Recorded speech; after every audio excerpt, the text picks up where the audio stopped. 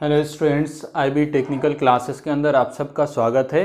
आज हम लोग न्यूक्लियर फ्यूल की बात करेंगे। इससे पहले हम लोग ऑलरेडी न्यूक्लियर पावर प्लांट का बहुत सारा टॉपिक हम लोग कवर चुके हैं, बहुत सारी बात जान चुके हैं और हमने फ्यूल के बारे में बात किया है, चेन रिएक्शन के बारे में बात किया है। ठीक है, तो थोड़ा सा आज आपको फिर से रिवीजन कराते हैं और मेनली तौर से आज हमको इनरिचमेंट के बारे में समझना है, क्योंकि आप बहुत जगह पढ़ा होगा डिफरेंट टाइप ऑफ रिएक्टर के अंदर हम लोग इनरिच यूरेनियम या नेचुरल यूरेनियम यूज़ करते हैं। तो आज हम लोग उसी की बात करेंगे, या आप यानी कि आपका इनरिचमेंट ऑफ यूरेनियम क्या होता है, नेचुरल यूरेनियम किसको कहते हैं, हाईली इनरिच यूरेनियम क्या होता है, ये सारी बात डिटेल में हम लोग करेंगे। तो पहले जो हम लोग थोड़ा सा बेसिक चीज़ की बात कर लेते हैं जो हम लोग पहले से जान चुके हैं। पहले से क्या हम लोग को मालूम है, हम लोग को ये बात मालूम है कि यूरेनियम हो चाहे प्लूटोनियम हो, ये सारा क्या है आपका न्यूक्लियर फ्यूल्स है। और इन न्यूक्लियर फ्यूल्स पर हम क्या करते हैं, जब न्यूट्रॉन से बम्बार्डिंग कराते हैं, न्यूट्रॉन से स्ट्राइक कराते हैं, तो इस यूरेनियम क्या हो जाता है या अदर आपका जो न्यूक्लियर फ्यूल्स है ये आपका फ्यूजन हो जाता है, यानी टूट जाता है। और जैसे ही ये ब्रेक करेगा, टूटेगा, आपका नया एलिमेंट प्रोड्यूस होगा। और इस क्रम में, इस प्रोसेस के अंदर हमको बहुत हाईली अमाउंट के अंदर एनर्जी रिलीज होती है, बहुत बड़े अमाउंट में एनर्जी रिलीज होगी। उसी एनर्जी को यानी हीट एनर्जी को हम लोग यूटिलाइज करके इलेक्ट्रिकल पावर को जनरेट करते हैं। और इसमें क्या होता है, जब हमारा एलिमेंट टूटता है तो एनर्जी रिलीज होती है, साथ ही साथ आपने एक न्यूट्रॉन से बम्बार्डिंग किया, तो एक न्यूट्रॉन जब आप स्ट्राइक कराएंगे, यूरेनियम टूटेगा तो फिर से 3 नया न्यूट्रॉन निकल जाएगा। और ये 3 न्यूट्रॉन क्या करेगा, रुकेगा नहीं, फिर ये 3 न्यूट्रॉन अलग अलग यूरेनियम पर या अलग अलग एलिमेंट्स पर स्ट्राइक करेगा, जिसकी वजह से फिर से अब 3 से ज़्यादा यानी 9 न्यूट्रॉन निकलेगा। उसके बाद फिर 27 न्यूट्रॉन निकलेगा और ये प्रोसेस आपका कंटिन्यूअस चलता रहेगा। इसी प्रोसेस को हम क्या कहते हैं, चेन रिएक्शन कहते हैं। चेन मतलब लगातार जो होता चला जाए।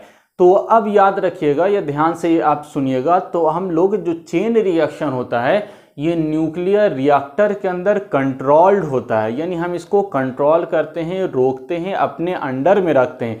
जब कोई जो वेपन्स होता है, बम बनाते हैं हम लोग, उसके अंदर अनकंट्रोल होता है, यानी वहाँ पर हम लोग इस चेन रिएक्शन को कंट्रोल नहीं करते हैं। फ्रैक्शन ऑफ सेकंड के अंदर जितना भी एनर्जी होता है वो एक ही बार में रिलीज हो जाता है, एक ही बार में निकल जाता है, जिसके कारण एक बहुत बड़ा साउंड प्रोड्यूस होता है, बहुत हेवी हीट प्रोड्यूस होता है और एक विस्फोट बम का रूप धारण कर लेता है। तो जो रिएक्टर है उसके अंदर चेन रिएक्शन कंट्रोल होगा और जो वेपन्स है, बम है, उसके अंदर चेन रिएक्शन अनकंट्रोल होगा। तो ये तो चेन रिएक्शन की बात हो गई जो पहले से भी आपको मालूम था। अब हम लोग इसके आगे जानेंगे कि आपका इनरिचमेंट क्या है। उसी को समझाने के लिए मेनली तौर से आज हम ये टॉपिक कवर कर रहे हैं और उसके अंदर आपको इनरिचमेंट समझाने का प्रयास करेंगे।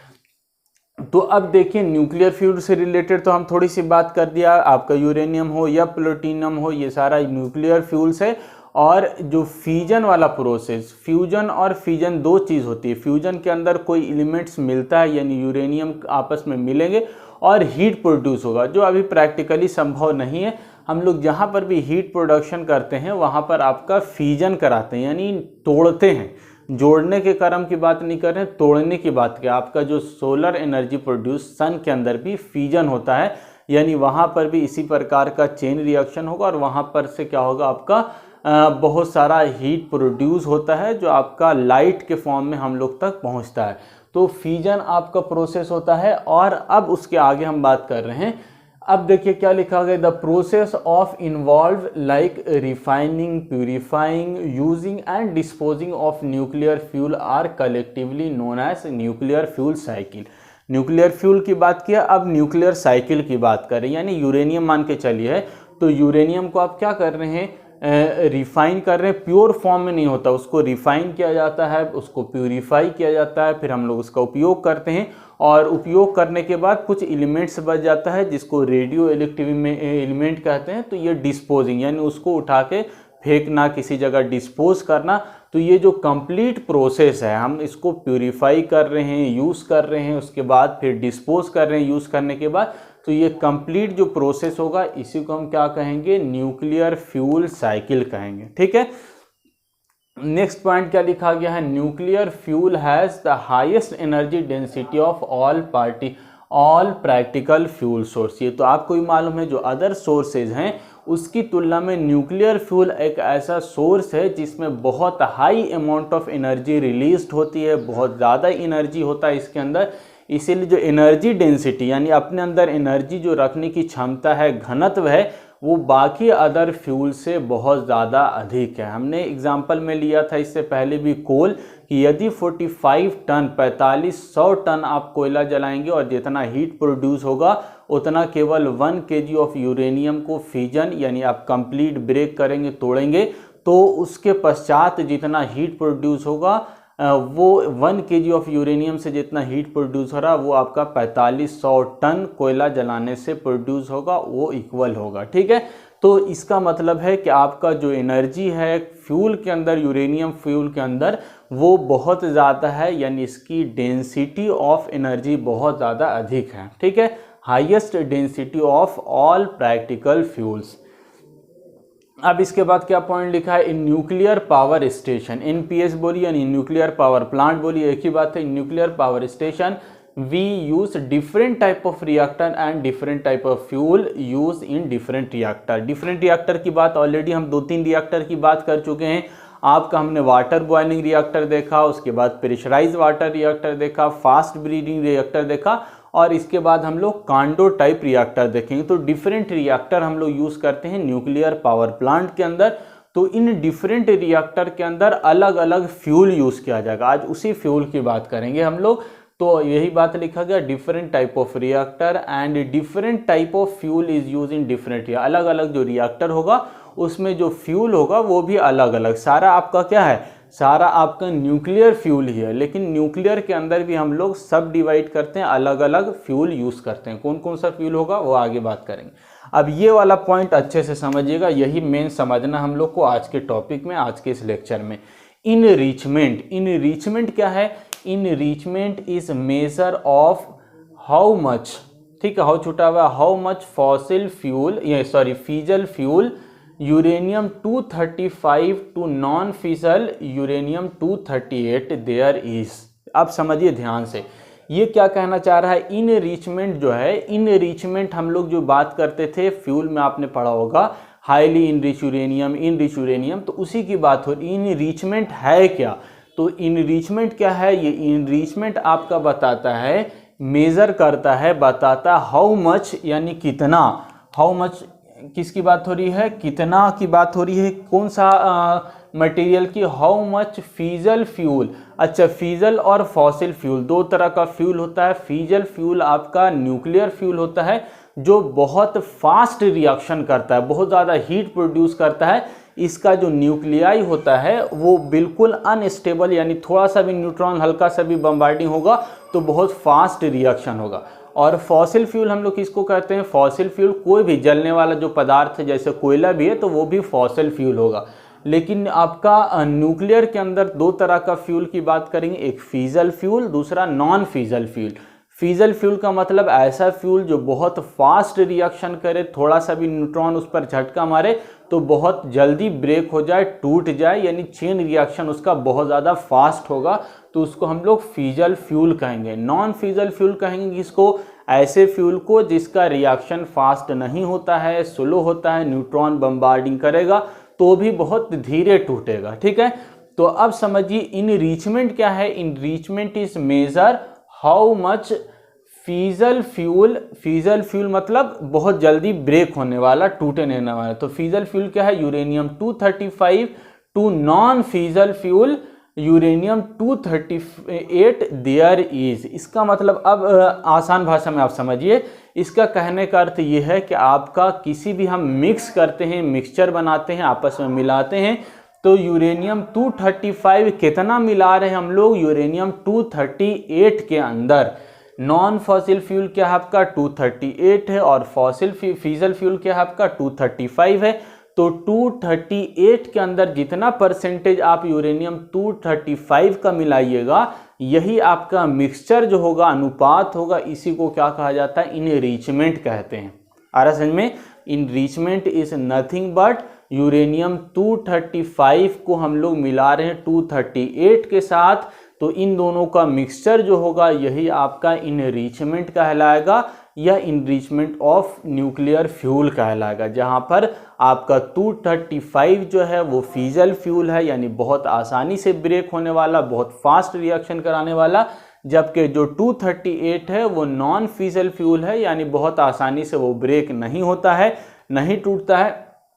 तो इसमें हम लोग 238 में यानी यूरेनियम 235 को जितना मिलाएंगे वही आपका इनरिचमेंट कहलाएगा। ठीक है, अब देखिए आगे का पॉइंट क्या लिखा गया। In case of uranium the ratio of isotopes uranium 235 to 238, वही बात लिखा गया, यानी 235 को कितना मिला रहे हैं यूरेनियम 238 के अंदर, यही आपका क्या होगा, इनरिचमेंट कहलाएगा।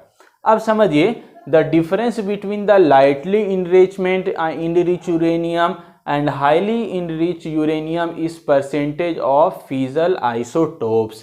इसका मतलब कौन सा यूरेनियम आपका क्या होगा, हाईली इनरिच्ड होगा, या नेचुरल यूरेनियम होगा, या स्लाइटली इनरिच यूरेनियम होगा। ये सब जो इनरिचमेंट की बात हो रही है ये किस पर डिपेंड करेगा, ये डिपेंड करेगा आपका परसेंटेज पर। कौन सा percentage, percentage of fizzle fuel, यानी फिजल फ्यूल किसके बोल रहे हैं, 235 को। तो 235 का जितना परसेंटेज हम लोग मिलाएंगे 238 के अंदर, उसी के आधार पर हम लोग क्या करेंगे, यूरेनियम को इनरिचमेंट कहलाएगा, यानी हाईली इनरिच यूरेनियम है, या नेचुरल यूरेनियम है, या आपका स्लाइटली इनरिच यूरेनियम है। ये सब जो क्लासीफाई करेंगे हम, वो किस आधार पर, तो आपका परसेंटेज ऑफ फिजल फ्यूल, यानी 235 को आपको कितना मिला रहे हैं हम 238 में, जितना परसेंटेज मिलाएंगे उसी के आधार पर आपका या तो हाईली इनरिच यूरेनियम कहलाएगा, या आपका नेचुरल यूरेनियम कहलाएगा, या स्लाइटली या लाइटली इनरिच यूरेनियम कहलाएगा। ठीक है, अब यहाँ से आगे समझिए, मेनली तौर से यही 3 पॉइंट आपको समझना है, जो आपको थोड़ा सा समझने में दिक्कत होता होगा, तो उसको हम अच्छे से समझाने का प्रयास करेंगे। अब देखिए यहाँ पर लिखा गया है हाईली इनरिच यूरेनियम किसको कह रहे हैं, तो highly enrich uranium has high percentage that is 20% और एबव ऑफ 235 टू 238। इसका मतलब क्या हो गया कि आपका हम कितना मिला रहे हैं यूरेनियम 235, 20% या उससे भी अधिक किस में मिला रहे हैं, तो यूरेनियम 238 में मिला रहे हैं, 235 टू 238, यानी 20% या 20% से अधिक यदि यूरेनियम 235 को हम लोग 238 में मिलाते हैं, तो ऐसा ही यूरेनियम क्या कहलाएगा, आपका हाईली इनरिच यूरेनियम कहलाएगा। आ रहा समझ में, बहुत आसानी से समझ में आ गया होगा। हाईली इनरिच यूरेनियम ऐसे यूरेनियम को कहेंगे जिसमें हम लोग 20% या उससे अधिक यूरेनियम 235 को मिलाते हैं यूरेनियम 238 के अंदर। ठीक है, अब इस यूरेनियम यानी हाईली इनरिच यूरेनियम का यूज़ कहाँ पे करेंगे, तो it is generally use in weapons, यानी इतना हाईली, अब 20% या उससे अधिक मिला रहे किसको, 235 को। और 235 कैसा फ्यूल है, फिजल फ्यूल है, यानी बहुत फास्ट रिएक्शन करने वाला है। तो इस 235 को हम लोग यदि 20 या उससे अधिक परसेंटेज में मिला देते हैं तो ये बहुत डेंजरस हो जाता है, यानी बहुत फास्ट रिएक्शन करेगा। तो ऐसे हम लोग क्या कहेंगे, जो इस प्रकार का हम लोग इनरिच यूरेनियम होगा, highly enrich uranium, it is generally use in weapons, यानी बम बनाने में, विस्फोटक बनाने में उपयोग होता है। In some cases use in reactor with more precaution, अगर रिएक्टर के अंदर यूज़ करेंगे, न्यूक्लियर पावर प्लांट के अंदर यूज़ करेंगे, तो बहुत ज़्यादा प्रिकॉशन के साथ, बहुत आपका सावधानी के साथ यूज़ करेंगे, क्योंकि ये फास्ट बहुत रिएक्शन करेगा। और थोड़ा सा अगर आप सावधानी नहीं बरतेंगे तो ये विस्फोट के रूप में आपका प्लांट ब्लास्ट हो सकता है। इसीलिए हम लोग जो यूरेनियम यूज़ करते हैं, जनरली ये वाला जो यूज़ होता है वेपन्स के लिए यूज़ होता है, क्योंकि इसमें आपका 20 या उससे अधिक परसेंटेज किसका यूज़ कर रहे हैं हम लोग, 235 का। ठीक है, ये फर्स्ट केस हो गया। दूसरा केस क्या है, नेचुरल यूरेनियम। नेचुरल यूरेनियम किसको कहेंगे, नेचुरल यूरेनियम या इसी का दूसरा नाम है इनरिच यूरेनियम। यानी कहीं पे अगर सिर्फ इनरिच यूरेनियम लिखा हुआ तो क्या समझिएगा, नेचुरल यूरेनियम की बात हो रही है। और हाईली इनरिच यूरेनियम तो पूरा नाम लिखा होगा हाईली इनरिच यूरेनियम, लेकिन केवल इनरिच यूरेनियम लिखा हुआ कहीं पर तो इसका क्या मतलब हुआ, नेचुरल यूरेनियम की बात की जा रही है। तो इसमें क्या होता है, natural uranium is mostly uranium 238 with a small percentage 0.71% of fissile fuel uranium 235। बहुत आसान समझना, यानी जो नेचुरल यूरेनियम होगा या इनरिच यूरेनियम जिसको कह रहे हैं, इसमें जो हमारा मोस्टली तौर से जो काम करेगा वो क्या करेगा, 238 करेगा। ठीक है, यानी इसमें जो हमारा मेनली तौर से आपका मिला हुआ है यानी जो फ्यूल है वो कौन सा है, 238 है। और 235 मिलाते हैं लेकिन कितना, बहुत कम परसेंटेज, और उसकी वैल्यू कितना होती है, विथ स्मॉल परसेंटेज 0.7%, बहुत कम है। लेकिन फिर भी फीजल फ्यूल है वो, हाईली फास्ट रिएक्शन, इसीलिए फिर भी ये काम करेगा कुछ ना कुछ।